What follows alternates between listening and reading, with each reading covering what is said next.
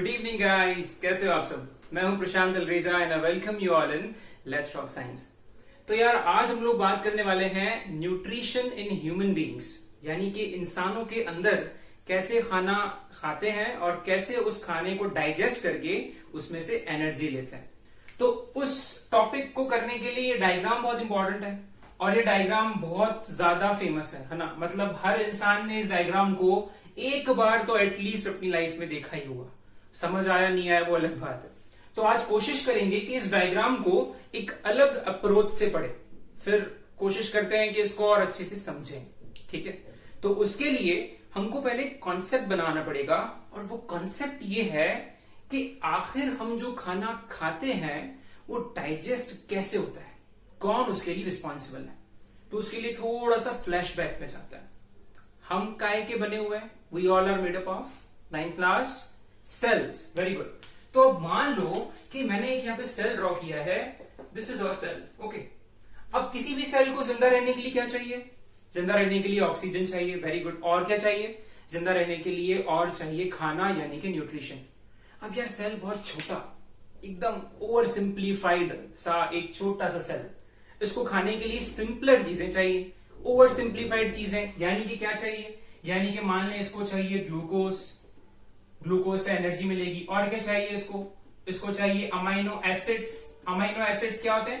Amino acids एक छोटे छोटे से बिल्डिंग ब्लॉक्स होते हैं जो प्रोटीन्स बनाते हैं, यानी बड़े बड़े जो प्रोटीन्स हैं वो अमाइनो एसिड से बनता है। ये सिंपलर फॉर्म है, सिंपलर फॉर्म। तीसरा मान लो सिंपलर फॉर्म है फैटी एसिड्स। तो कितनी चीजें हो गई? अमाइनो एसिड्स, ग्लूकोज और फैटी एसिड्स, और थोड़ी बहुत मिनरल्स और विटामिन।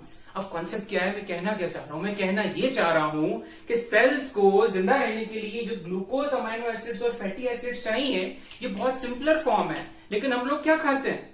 हम लोग खाते हैं मैकडी का बर्गर, हम लोग खाते हैं नूडल्स, हम लोग खाते हैं चाइनीज, हम लोग खाते हैं पता नहीं क्या क्या, इडली सांभर डोसा एक्सेट्रा। तो जितनी भी चीजें हम सब खाते हैं उनको सेल से उससे कोई फर्क नहीं पड़ता। सेल को तो ये तीन चीजें चाहिए भाई साहब। अब जो तुमने बड़ी बड़ी कॉम्प्लेक्स चीजें खाई हैं, उन कॉम्प्लेक्स चीजों में 3 कॉम्प्लेक्स फूड होते हैं, जिसमें पहला कॉम्प्लेक्स फूड है तुम्हारा कार्बोहाइड्रेट। क्या है? Carbohydrate, complex sugar. दूसरा कॉम्प्लेक्स फूड जो तुम खाते हो वो है फैट्स, और तीसरा जो तुम खाते हो वो है प्रोटीन्स। ठीक है, अब कार्बोहाइड्रेट्स, फैट्स और प्रोटीन्स के अलावा 2 ऐसी और इंपॉर्टेंट चीजें हैं जो इनकी एब्जॉर्प्शन के लिए बहुत जरूरी है, और उनका नाम है विटामिन्स, जिनको विटामिन्स भी कहते हैं, एंड मिनरल्स। यानी कहने का मतलब यह है कि तुम दुनिया में कुछ भी खा लो, वट एवर यू ईट, उन चीजों के अंदर ये 5 चीजों में से कोई भी 3-4 हो सकती है या 5 हो सकती है। लेकिन अब प्रॉब्लम क्या है? प्रॉब्लम यह है कि सेल को चाहिए ये और तुम खा रहे हो ये। अब ये को ये में कन्वर्ट कैसे करें? ये ही है तुम्हारे डाइजेस्टिव सिस्टम का मिशन। यानी डाइजेस्टिव सिस्टम करता क्या है? न्यूट्रिशन ह्यूमन बीइंग्स में जो पढ़ रहे हैं उसमें पढ़ना क्या है? पढ़ना सिर्फ इतना सा है कि ये जो तुमने बर्गर वर्गर खाए हैं, जो भी खाए हैं, उसमें ये जो कॉम्प्लेक्स चीजें हैं, ये कैसे इन सिंपलर चीजों में कन्वर्ट हो। तो ये कार्बोहाइड्रेट, फैट और प्रोटीन, इन तीनों को इन तीनों में कन्वर्ट करने के लिए, इनको काटने के लिए आपकी बॉडी में कुछ स्पेशल प्रोटीन्स सिक्रीट होते हैं, और उन स्पेशल प्रोटीन्स का नाम है एंजाइम्स। क्या नाम है? एंजाइम्स। इस नाम को मैं चाहूंगा आप एक बार और दोहरा के पढ़ें। इसका नाम है एंजाइम्स, ENZYMES, एंजाइम्स। एंजाइम्स क्या है? एंजाइम्स प्रोटीन्स है। एंजाइम्स क्या करते हैं? सर एंजाइम्स जो है वो कॉम्प्लेक्स फूड को सिंपल फूड में ब्रेक करते हैं। सर क्या सारे फूड के लिए एक ही एंजाइम होता है? नहीं, बिल्कुल नहीं। अगर कार्बोहाइड्रेट से ग्लूकोज बनाना होगा तो कुछ और एंजाइम लगेगा, अगर फैट से फैटी एसिड बनाना होगा तो कुछ और एंजाइम लगेगा, और अगर प्रोटीन से अमीनो एसिड बनाना होगा तो कुछ और एंजाइम लगेगा। यानी कि तुम अगर कार्बोहाइड्रेट, फैट और प्रोटीन जो चीज खाते हो, उनको डाइजेस्ट करने के लिए तुम्हारी बॉडी में अलग अलग तरह के एंजाइम्स निकलते हैं। ये बात समझ में आ गई सबको?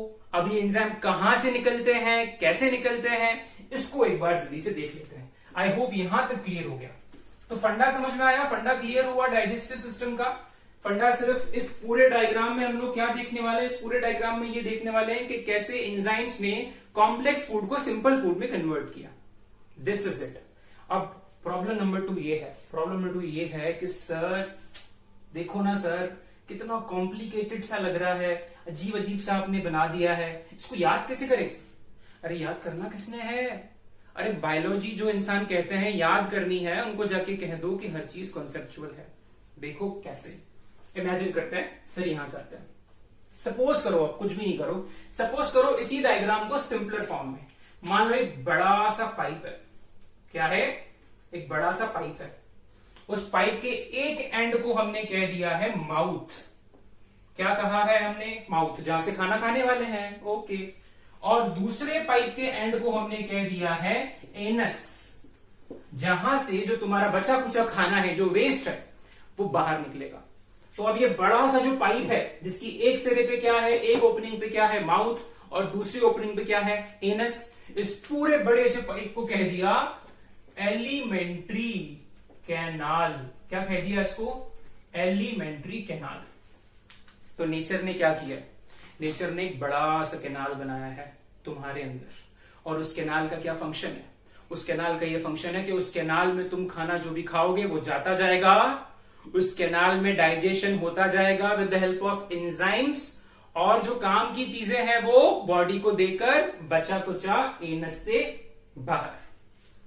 अब इस कैनाल में जो इंपॉर्टेंट एंजाइम्स हैं वो कैसे सिक्रिएट करें? तो वो जो एंजाइम्स थे ना जिनकी हम बात कर रहे थे, वो अलग अलग जूसेस के फॉर्म में सर्व होते हैं।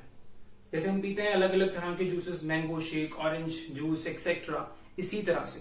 तो बड़ी बड़ी ना जूस की फैक्ट्रियां हैं तुम्हारे इस कैनाल के आसपास, और उन जूस की फैक्ट्रियों को हम कहते हैं ग्लैंड्स। क्या कहते हैं हम लोग? ग्लैंड्स। तो ये बड़ी बड़ी जूस की जो फैक्ट्रियां हैं, ग्लैंड्स हैं, ये तुम्हारे इस बड़े से कैनाल के आसपास होते हैं। सही है? और इन ग्लैंड्स का काम क्या है?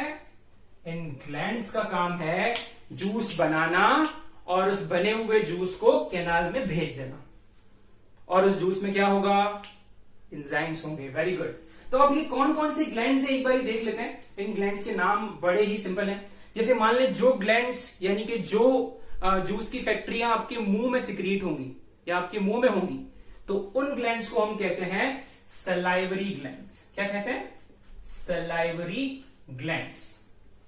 इसी तरह से कुछ और इंपॉर्टेंट ग्लैंड्स आपके नीचे आने पे आपको मिलेंगे। जैसे एक ग्लैंड है आपका स्टमक, जिसको आप पेट कहते हैं। स्टमक भी एक तरह का ग्लैंड इस डायग्राम में देखने वाले हम लोग। स्टमक का भी क्या काम है? स्टमक का भी काम है कि कुछ सिक्रीशन इस पाइप में दे दो। फिर उसके बाद एक और है पैंक्रियाज। क्या नाम है? पैंक्रियाज। और फिर एक और है जिसका नाम है लिवर। तो क्या हो रहा है? कुछ भी नहीं हो रहा है। एक लंबा सा पाइप है, खाना ऊपर से आता जाएगा, नीचे आता जाएगा, आता जाएगा, और जैसे ही खाना रास्ते में होगा, ये जूस की फैक्ट्रियां जूस भरती जाएंगी उनमें, और उन जूस में छुपे एंजाइम्स उनको डाइजेस्ट करते जाएंगे, और काम की चीजें एब्जॉर्ब कर लो, खत्म। समझ में आया? अब ये जो ग्लैंड्स हैं, ये कैनाल में अपनी सिक्रीशन को कैसे पहुंचाएं? कुछ तो रास्ता होना चाहिए ना यार।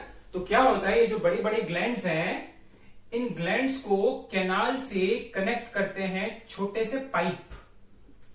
समझ में आया? और इन छोटे से पाइप्स को हम लोग कहते हैं डक्ट्स। DUCT। क्या कहते हैं? डक्ट। तो क्या है बेसिक सा फंडा? क्या है अब कुछ ग्लैंड्स हैं, ग्लैंड्स के कुछ डक्ट्स निकल रहे हैं, और वो डक्ट्स आ रहे हैं कहां? एलिमेंट्री कैनाल में आ रहे हैं। पर आप कहोगे सर क्या कह रहे हो बात, ये एलिमेंट्री कैनाल तो एकदम ऐसा अजीब सीधा दिख रहा है, यहां तो बहुत मसला है। अरे कोई मसला नहीं है, एक ही कैनाल है शुरू से आखिर तक, बस थोड़ा सा मॉडिफिकेशन है। अब इसी निगाह से, इसी नजर से कोशिश तो करो। बायोलॉजी से अच्छा कुछ नहीं है दुनिया में। देखो इधर, तुमने शुरू की यहां से ना, मान लो ये माउथ है, अब देखो तुम्हारा पाइप, तुम्हारा कैनाल, करो कंपेयर। एलिमेंट्री कैनाल शुरू हुआ यहां से, ये देखो, ये माउथ से आ गए तुम ईसोफेगस में, ये रहा ईसोफेगस। ईसोफेगस के बाद थोड़ा सा मॉडिफिकेशन हो गया, तुम्हारा कैनाल मोटा हो गया, ये रहा तुम्हारा स्टमक, और स्टमक के बाद वो कैनाल पतला हो गया, ये रहा तुम्हारा स्मॉल इंटेस्टाइन, और फिर स्मॉल इंटेस्टाइन के बाद वापस से मोटा हो गया, जिसको हम कहते हैं लार्ज इंटेस्टाइन, और लार्ज इंटेस्टाइन के बाद खत्म हो गया तुम्हारा कहां, रेक्टम में, यानी कि तुम्हारा एनस, यही तो है तुम्हारा एनस, और ये है तुम्हारा रेक्टम। तो यही पाइप है, एक ही पाइप है, बस उसका मॉडिफाइड फॉर्म है। तो आज के बाद से जब भी इस डायग्राम को देखो, ऑलवेज रिमेंबर ये एक ही पाइप है यार, कोई मसला ही नहीं है। बस इस पाइप के आसपास ग्लैंड्स हैं। अब देखो कैसे, यहाँ पे सलाइवरी ग्लैंड आ गया, यहाँ लिवर आ गया, यहाँ तुम्हारे पेनक्रियाज आ गए, और फिर ऐसे करके कुछ और ग्लैंड्स है, स्टमक आ गया। बेसिक फंडा क्लियर? पक्का? Are you sure? अगर तुम्हें ये समझ में आ गई है कि एंजाइम्स क्या होते हैं, ग्लैंड्स क्या होते हैं, और ये पूरा एक ही पाइप है, तो डाइजेस्टिव सिस्टम तुम्हारे लिए चुटकी बजाने का काम है।